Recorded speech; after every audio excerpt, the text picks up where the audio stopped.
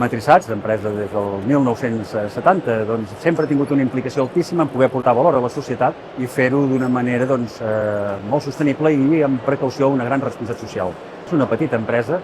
on d'alguna manera puguem deixar una petjada aportant valor positiu. Tenim processos d'embutició profunda, bàsicament en matèries primes com l'inoxidable, l'acer, el carbó, les accions especials, que molt bé ens podem ajudar des del clúster de materials avançats en poder portar aquesta novetat, en com avancen les tecnologies de fabricació d'aquests nous materials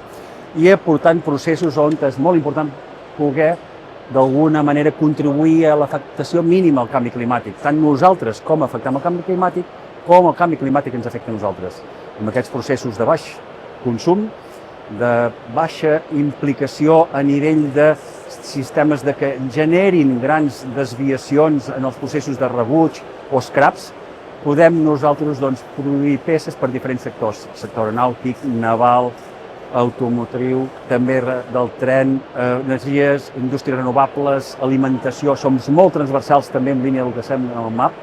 Un exemple podria ser, no només en temes d'embutició profunda i en temes de tall i soldar láser 3D, sinó en temes d'actual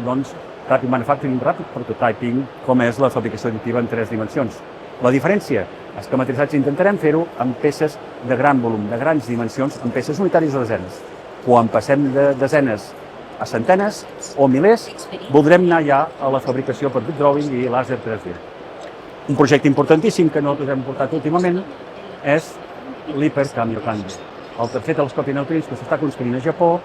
per detectar coses tan importants, tan primogènites com és l'origen de l'univers. Aquí, a través d'aquests protectors que hem pogut homologar a través del Ministeri d'Indústria, Innovació i Ciència, hem pogut validar una solució per poder fer més realitzable, per poder fer més confiable aquest gran projecte al servei de la humanitat que hi haurà properament per tal de poder investigar sobre l'origen de l'univers i com s'expandeix aquest. Gràcies a nombrosos investigadors i a l'aportació petita que podem fer